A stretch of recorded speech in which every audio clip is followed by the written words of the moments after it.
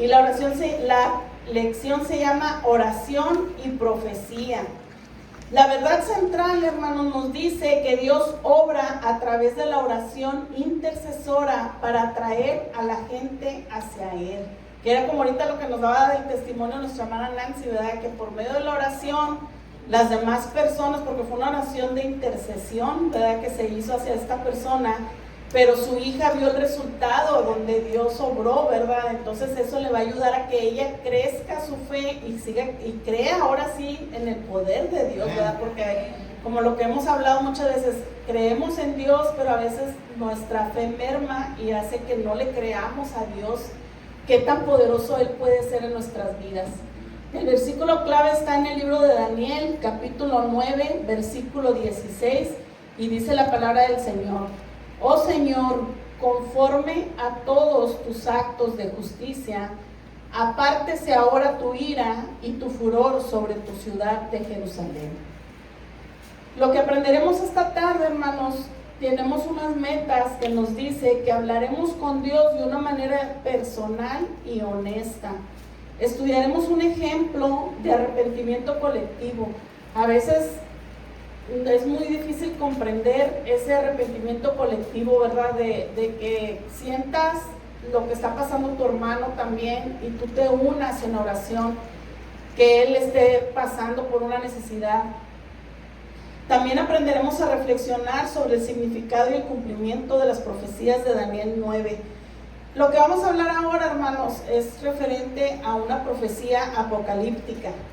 Dice que se compone con varios pasos en una profecía apocalíptica. La primera sería una revelación divina, generalmente pues sobre el futuro, ¿verdad? El segundo sería un mensaje codificado mediante un vidente. Todas las profecías, hermanos, siempre vienen codificadas. Dios lo hace de esta manera, yo creo que también para que nosotros busquemos más de Dios, ¿verdad? Indagar más de la palabra del Señor. Porque si nos pusiera todo así como va a pasar las cosas, pues el ser humano también entra en pánico, ¿verdad? Entra en un desespero.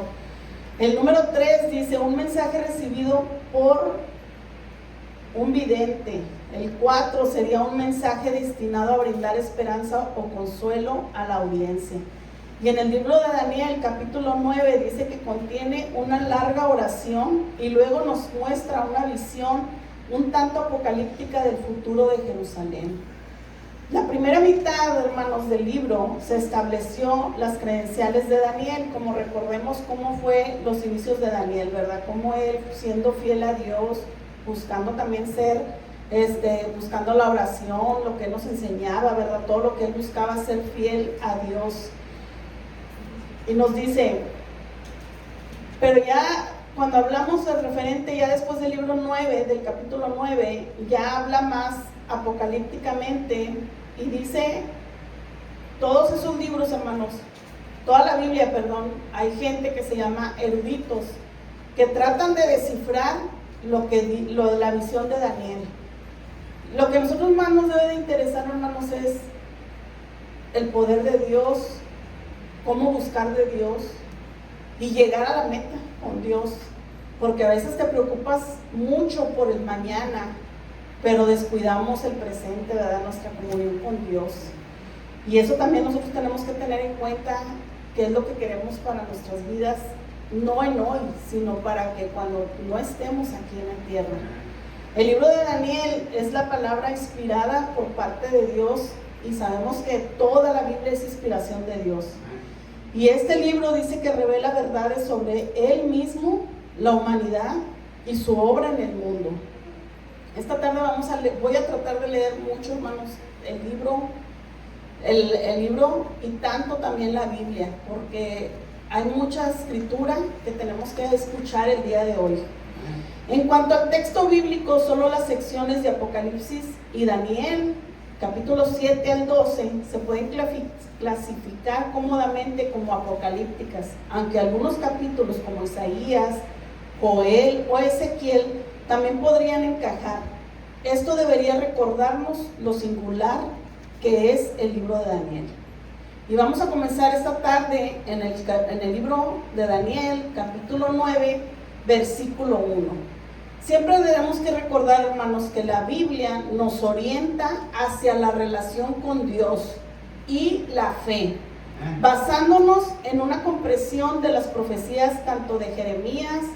Daniel estimó que se acercaba el momento en que Dios traería a los israelitas de regreso del exilio, pero en lugar de marcar en un calendario, dicen que Daniel habló con Dios lo que sucedería. Se arrepintió de pecados, hermanos, con los que él no tuvo nada que ver personalmente, y le confesó abiertamente a Dios los errores de su comunidad, tanto pasados como presentes. Siempre que tengamos nosotros una petición, hermanos, que otras personas le pidan a usted, recuerdes también siempre rogarle a Dios que tenga misericordia de ellos y también les perdone sus faltas, ¿verdad? Primeramente las de nosotros y luego ya pedir por los demás también, porque a veces se nos pasa también eso, hermanos, de pedirle a Dios que tenga misericordia hacia los demás, que fue lo que pasó ahorita con Daniel, que en la oración que tuvo, él le dedicó también misericordia hacia el pueblo de Jerusalén. Dice, en el año primero de Darío, hijo de Asuero, de la nación de los Medos, que vino a ser rey sobre el reino de los caldeos, en el año primero de su reinado, yo, Daniel, miré atentamente en los libros el número de los años de que habló Jehová al profeta Jeremías, que habían de cumplirse las desolaciones de Jerusalén en 70 años. Y volví mi rostro a Dios, el Señor, buscándole en oración y ruego, en ayuno, cilicio y ceniza. Y oré a Jehová mi Dios e hice confesión diciendo, ahora, Señor Dios grande, digno de ser temido, que guardas el pacto y la misericordia con los que te aman y guardan tus mandamientos. Hemos pecado, hemos cometido iniquidad, hemos hecho impíamente y hemos sido rebeldes y nos hemos apartado de tus mandamientos y de tus ordenanzas. No hemos obedecido a tus siervos, los profetas, que en tu nombre hablaron a nuestros reyes, a nuestros príncipes, a nuestros padres y a todo el pueblo de la tierra. La oración de Daniel, hermanos, apela una fidelidad a Dios, a su pacto que él tuvo con el pueblo de Israel. No podía haber duda que este es el Dios de Abraham, Isaac y Jacob. ¿De qué manera Daniel nos muestra a nosotros cómo tenemos que rogar, hermanos, por la misericordia de los demás que no conocen a Dios?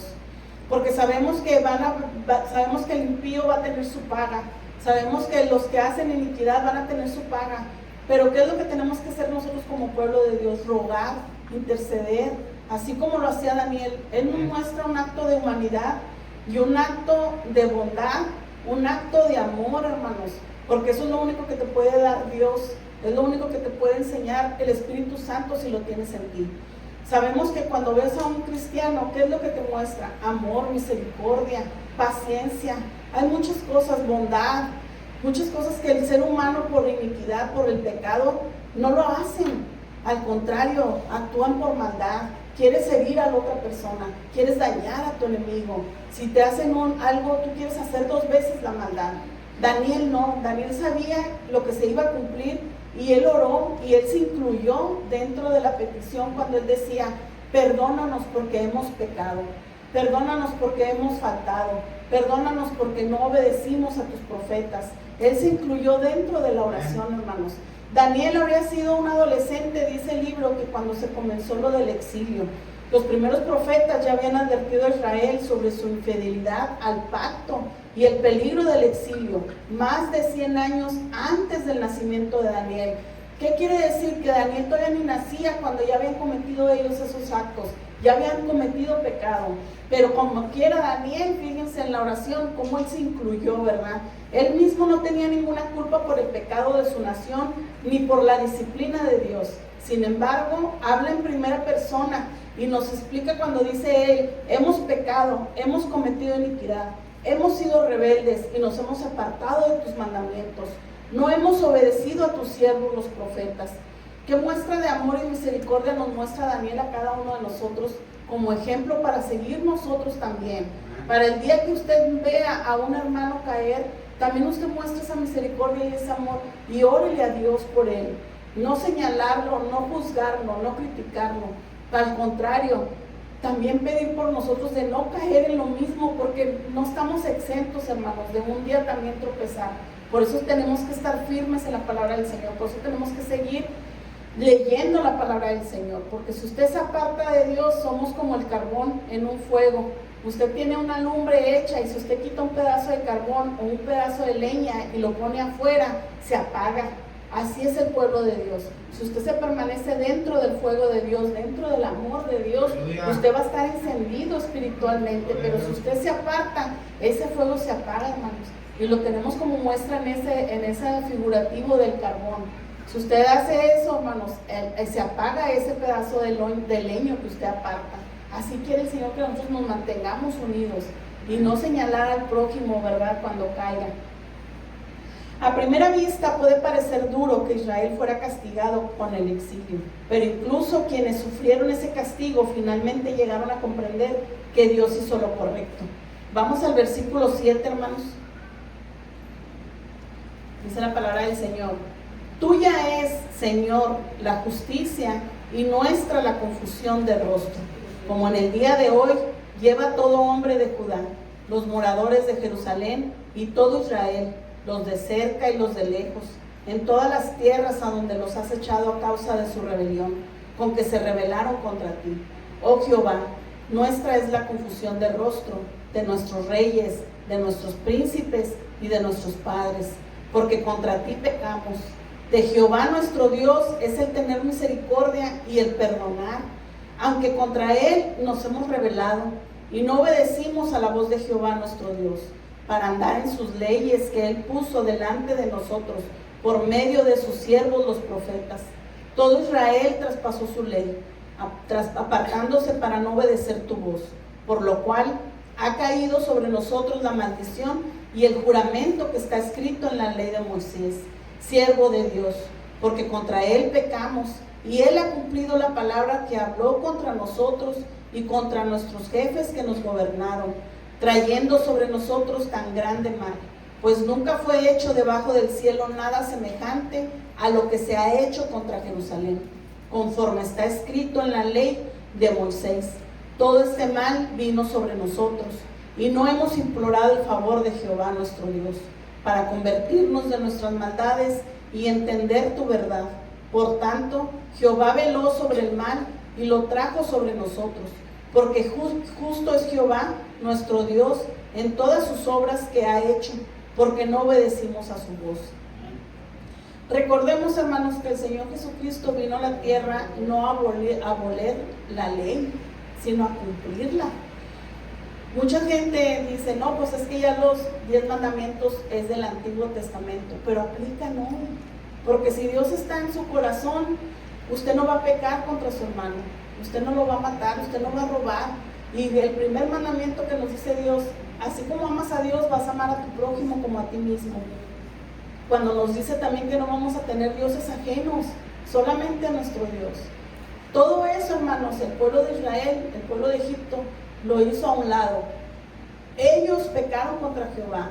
Todas esas profecías que habla el libro de Segunda de Reyes, si usted lo quiere apuntar, Segunda de Reyes, capítulo 21, versículo del 11 al 15, Jeremías, capítulo 11, versículo 17, cuando dice, fíjense, porque Jehová de los ejércitos que te plantó ha pronunciado mal contra ti, a causa de la maldad que la casa de Israel y la casa de Judá han hecho, provocándome a ira con incensar a Baal. En Ezequiel capítulo 34, versículo 16 al 22, también nos habla, hermanos, sobre lo que el pueblo había hecho en contra de Jehová. Estas advertencias fueron escritas y fundamentaron la afirmación de Daniel de que no habían obedecido a la voz de Dios. Y sabemos que en la actualidad todavía pasa lo mismo. Mucha gente no obedece la palabra, no obedece la voz de Dios. Y no nomás estamos hablando de la gente de afuera, sino también dentro de la iglesia, dentro del pueblo de Dios. Dios eligió a Israel, hermanos, y les concedió libertad, gracia y su presencia antes de que dieran un solo paso hacia Él. Les advirtió una y otra vez y retrasó su disciplina. Finalmente les aplicó el castigo que merecían. Incluso su castigo fue una forma de misericordia. una llamada de atención para traerlos de regreso a sí mismo. De hecho, tras el regreso del exilio, Israel nunca volvería a caer en la idolatría colectiva. Estas son las razones por las que Daniel pudo declarar que Yahvé, Jehová, era justo y misericordioso. Y todavía en la actualidad, hermanos, hay muchos hermanos que caen, regresan a su vida antigua y por medio de la misericordia de Dios pasan por muchas cosas, muchas pruebas, muchas luchas y regresan a Dios. Y eso a veces dice uno, es que Dios me castigó. No, Dios no te castigó. Dios te reprendió con amor y con misericordia, pero para que regresaras al camino de Él. Porque Él no quiere que te pierdas, Él no quiere que vayas a maldición. Él quiere al contrario, que tu vida sea bendecida. Y no nomás aquí en la tierra, sino en un futuro. La oración de Daniel, hermanos, incluye una audaz apelación al precedente que Dios había establecido al liberar a su pueblo de Egipto. Daniel básicamente dice, Dios, mira qué famoso te hiciste con esas 10 plagas. Ahí fíjense cómo la astucia, ¿verdad?, de Daniel de hablarle a Dios de esta manera, para que tuviera misericordia sobre el castigo que iba a imponer. Porque le decía, Dios, mira qué famoso te hiciste por las 10 plagas que mandó al pueblo de Egipto para liberar al pueblo de Israel, ¿verdad? De esa manera le estaba diciendo, mira, pues si castigas a tu pueblo tan ferozmente, pues la gente va a oír, ¿verdad?, que primero los rescataste y luego los estás castigando. Dice, sé que hemos cometido un error, pero eres un Dios misericordioso. También ahí ya estaba suavizándole a Dios, ¿verdad? Es como nosotros con el papá, con la mamá. Mira, pues sí sabes que pues me porté mal, ¿verdad? Pero si tú miras mi récord antiguo o mis calificaciones, pues mira, yo le eché ganas, ¿verdad? Y tratamos de que nuestro castigo no sea tan severo. Y sabemos que si nos castigan o nos reprenden, pues sabemos que es por nuestro bien, ¿verdad? Dice, pero eres un Dios misericordioso, dice, y te pido que salves a tu pueblo de nuevo. Ahí nos muestra que una fe tan sincera que Daniel tenía hacia Dios, porque él sabía que no porque le hablaba bonito o porque le dijera cosas bonitas iba a hacer que Dios tuviera esa misericordia. No, simplemente porque conoce el corazón de Dios, hermanos. Y nosotros también conocemos el corazón de nuestros papás. Si hemos oído cuando el Señor Jesús le decía a una persona, no recuerdo en qué libro fue, de los 4 evangelios, cuando les decía a ellos, si tú, siendo tu hijo, tu hijo viene y te pide de comer, ¿verdad?, en lo terrenal, si tu hijo viene y te pide pan, ¿a poco le vas a dar un hueso, ¿verdad?, o otra cosa, una piedra? Claro que no. Si nosotros somos, siendo pecadores, hacemos cosas buenas, ahora más nuestro Padre Celestial, ¿verdad?, ¿qué no va a hacer por nosotros? Nada más lo que el Señor nos pide es que tengamos esa fe sincera, pero también esa fe, esa manera de arrepentirnos sinceramente, no nomás de labios, no nomás de decir perdóname y volverlo a hacer otra vez. Ahora vamos a leer en el versículo 15, hermanos. Dice, ahora pues, Señor Dios nuestro, que sacaste tu pueblo de la tierra de Egipto con mano poderosa, y te hiciste renombre cual lo tienes hoy. Porque recuerdan ustedes que cuando el pueblo de Israel fue sacado del pueblo de Egipto, cuando Jehová mandó esas 10 plagas, mucha gente se escuchó, fue alrededor. Por eso decía él que él se había hecho famoso por lo que había hecho. Dice, oh Señor, conforme a todos tus actos de justicia, dice, apártese ahora tu ira y tu furor de sobre tu ciudad Jerusalén, porque sabemos, hermanos, que así como Dios tiene el poder para liberar a nosotros, como ahorita humanamente, que nos libera de la esclavitud del pecado, que nos libera de los peligros de la muerte, que nos libera de tantas cosas, así también Él tiene el poder para, como dice, castigar, ¿verdad? Pero no es un castigo, es una reprensión, de reprender a su pueblo. Por eso Daniel hacía esta plegaria ante Dios, porque es una plegaria, era una oración de dolor, porque él también estaba sufriendo por el pueblo de lo que iba a pasar. Dice, apártese ahora tu ira y tu furor de sobre tu ciudad Jerusalén, tu santo monte, porque a causa de nuestros pecados y por la maldad de nuestros padres, Jerusalén y tu pueblo son el oprobio de todos en derredor nuestro. El Éxodo fue la historia que definió a los israelitas. Se identificaban como el pueblo de Dios que había sido liberado de Egipto. Las escrituras comparan esta liberación y el pacto posterior en el monte Sinaí con una unión matrimonial. Y fíjense ustedes, hermanos, después de que se liberó el pueblo de Israel, de qué manera Dios hablaba con Jeremías. Dice, no como Jeremías 31, versículo 32. No como el pacto que hice con sus padres el día que tomé su mano para sacarlos de la tierra de Egipto, porque ellos invalidaron mi pacto, aunque fui yo un marido para ellos, dice Jehová. ¿Qué es un marido para su esposa? Un protector, un sustentador, un proveedor. Eso fue Jehová, hermanos, con el pueblo de Israel cuando lo sacó. Él les proveyó comida, Él los sustentó en el desierto, Él les vistió de ropa. Eso es lo que hace un esposo terrenal. En Ezequiel capítulo 16 versículo 8 también nos dice, y pasé yo otra vez junto a ti y te miré, y he aquí que tu tiempo era tiempo de amores, y extendí mi manto sobre ti y cubrí tu desnudez, y te di juramento y entré en pacto contigo, dice Jehová el Señor, y fuiste mía. ¿Y qué hizo el pueblo de Israel? Fue infiel a Jehová. Le fue infiel porque se fue a la idolatría. A veces también pasa hoy en la actualidad. Dios nos sustenta, Dios nos provee y somos infieles. Buscamos en otra parte lo que Dios nos da, gratis. Él no nomás nos pide que seamos fieles a Él. Ese es el matrimonio que Dios tiene con nosotros. Por eso nos dice que somos la esposa, que Él un día va a venir por la esposa, a levantar a la iglesia, porque un esposo con su esposa juran fidelidad, juran amor eterno, y ese es nuestro pacto con Dios, es el pacto que Dios tiene con nosotros, y ese es el pacto que nosotros tenemos que cumplir hasta el final.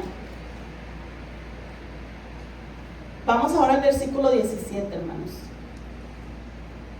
Dice, este es el dolor emocional de la oración de Daniel al implorar la misericordia de Dios.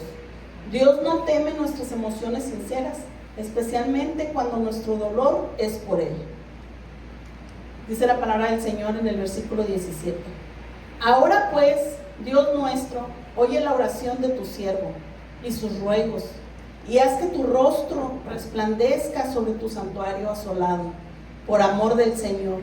Inclina, oh Dios mío, tu oído y oye, abre tus ojos y mira nuestras desolaciones y la ciudad sobre la cual es invocado tu nombre, porque no elevamos nuestros ruegos ante ti, confiados en nuestras justicias, sino en tus muchas misericordias. Oye, Señor, oh Señor, perdona, presta oído, Señor, y hazlo. No tardes por amor de ti mismo, Dios mío, porque tu nombre es invocado sobre tu ciudad y sobre tu pueblo. Daniel continuó su súplica, hermanos, para que Dios rescatara al pueblo y restaure a Jerusalén y al templo por amor de su nombre. Y esta oración, hermanos, también nos sirve a nosotros como ejemplo. ¿De qué manera tenemos que hablarle a Dios? De esa manera del Dios Todopoderoso que nos liberó, del que nos perdonó, que nos restauró, y que día a día Él nos sustenta y nos ayuda a ser mejores personas, mejores cristianos, mejores padres, mejores seres humanos. Y no caer, hermanos, en lo que hizo ese pueblo, en voltear a la idolatría. Ya eso hay que dejarlo atrás. Esto es lo que nos enseña hoy esta tarde, que aprendamos a restaurar nuestras vidas, nuestra comunión con Dios, a restaurar ese pacto, que no lo dejes que se rompa, que no lo dejes que se quiebre. Daniel sabía que no podía ordenarle nada a Dios, sin embargo su lenguaje refleja el fervor de su oración. ¿Qué es fervor, hermanos? Algo que tú sale desde lo más profundo de ti, de lo más sincero de ti. Anhelaba desesperadamente que Dios interviniera para que el pueblo fuera rescatado y su nombre fuera honrado. Hoy en la actualidad todavía tenemos ese ejemplo en Hebreos capítulo 4 versículo 16, cuando nos dice, acerquémonos pues confiadamente al trono de la gracia, para alcanzar misericordia y hallar gracia para el oportuno socorro, hermanos. Eso es lo que nosotros cuando vinimos aquí al altar y usted se acerca, confía en Dios, está entrando confiadamente al trono de Dios, al trono de la gracia. ¿Para qué, hermanos? Para alcanzar misericordia, para alcanzar perdón, para hallar gracia, para el oportuno socorro. Nos dice, ¿por qué oportuno? Para no caer en el mal. Antes de que caigas, dice el Señor, ven aquí a mi altar, implora perdón, implora, suplica, porque Él es el Dios Todopoderoso, hermanos. ¿A quién más nos podemos hincar? ¿A quién más le podemos suplicar? Nada más que a Él, porque Él es un Dios de amor y de misericordia, lleno de gracia. Vamos al versículo 20. Daniel experimentó este tipo de respuesta de Dios aún antes de que terminara de orar. Y lo que sigue, hermanos, es algo tan maravilloso, porque a veces usted viene con un problema tan grande, una enfermedad, algo que para el hombre se nos hace imposible que vaya a pasar. Pero ahorita que vayamos leyendo, hermanos, se va usted a maravillar del poder que tiene Dios. Que se le mostró el ángel Gabriel a Daniel diciéndole, cuando tú estabas orando, dice, Dios ya había mandado la orden de parar todo, de resolver todo. Así es Dios con nosotros, hermano. Solamente nos pide ten fe, cree en mí. Y nos dice el versículo 20, aún estaba hablando y orando y confesando mi pecado y el pecado de mi pueblo Israel, y derramaba mi ruego delante de Jehová mi Dios por el monte santo de mi Dios. Aún estaba hablando en oración cuando el varón Gabriel, a quien había visto en la visión al principio, volando con presteza, vino a mí como a la hora del sacrificio de la tarde.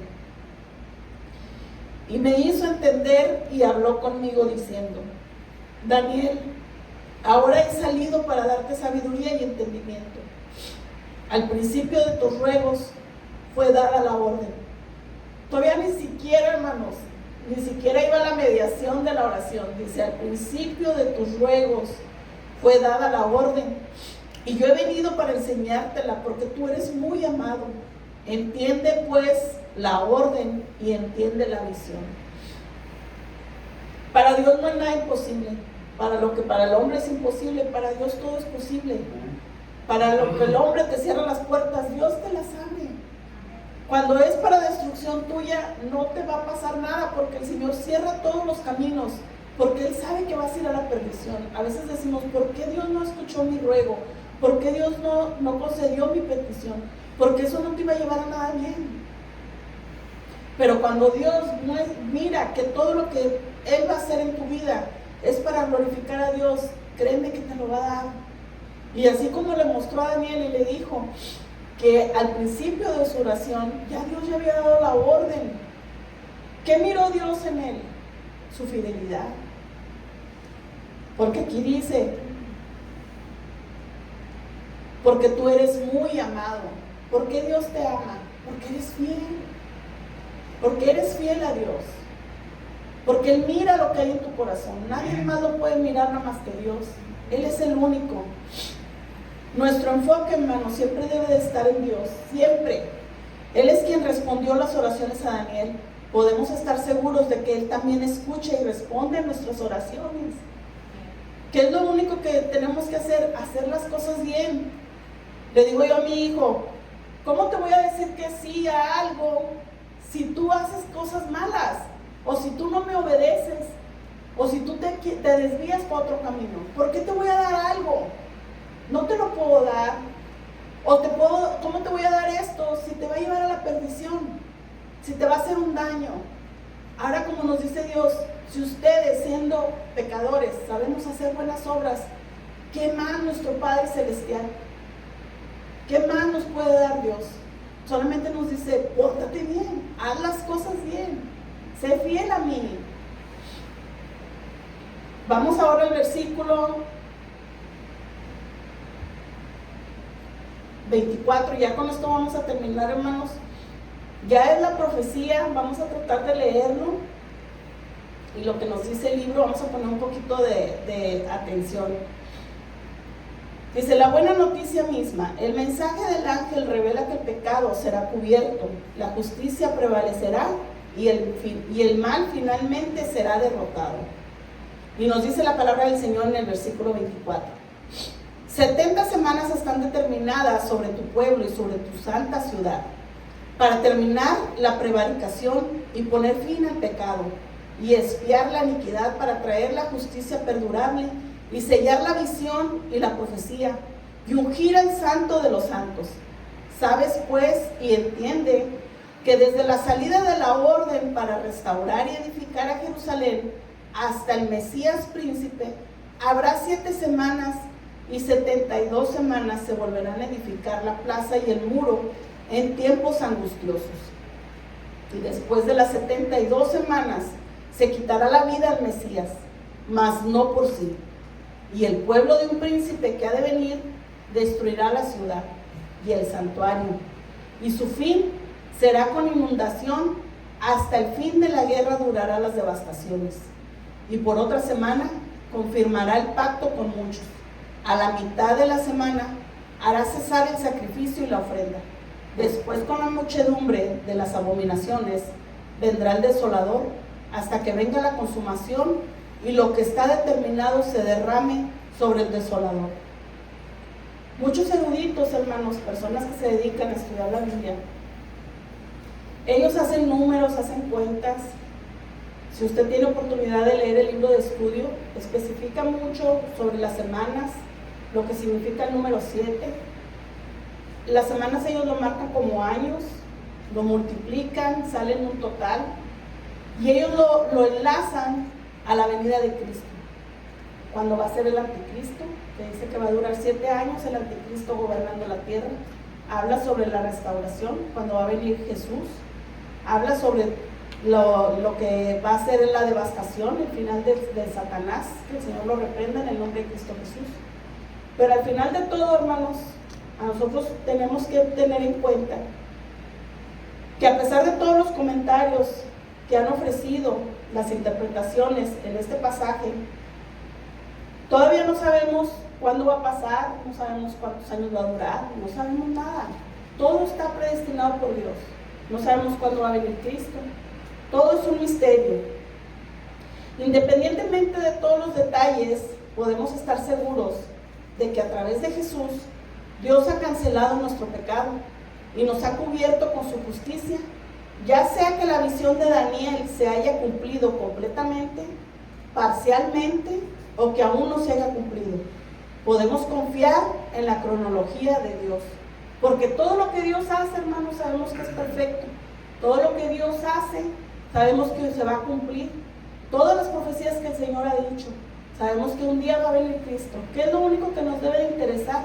Que ya el Señor ya cumplió, mandó a su Hijo unigénito a morir por ti y por mí, que con su sangre preciosa que derramó en la cruz perdonó nuestros pecados. Nos ha ido cambiando poco a poco.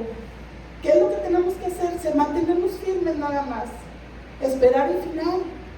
No sabemos si nos va a tocar ya que estemos dormidos y el Señor nos levante, o tal vez nos toque en el levantamiento, no sabemos. Pero lo que sí sabemos es que no queremos estar en el tiempo del anticristo. No queremos estar aquí pasando la tribulación. Queremos estar ya gozándonos con el Señor. Esa debe de ser nuestra meta día a día. ¿Qué es lo que estamos fallando? ¿Qué es lo que estamos perdiéndonos? Como ahorita decía la hermana, vienes aquí apagado, cansado. Es verdad, porque hay luchas y pruebas en tu vida. Tantas cosas que pasan durante el día. Pero cuando llegas aquí a la casa del Señor, confiamos plenamente al venir al trono de la gracia, a venir a pedir perdón, buscar la misericordia, buscar ese amor, buscar la restauración, para no caer, mis hermanos, para no perdernos, para no andar vagando en el mundo como un día estuvimos. Dios me les bendiga grandemente, hermanos.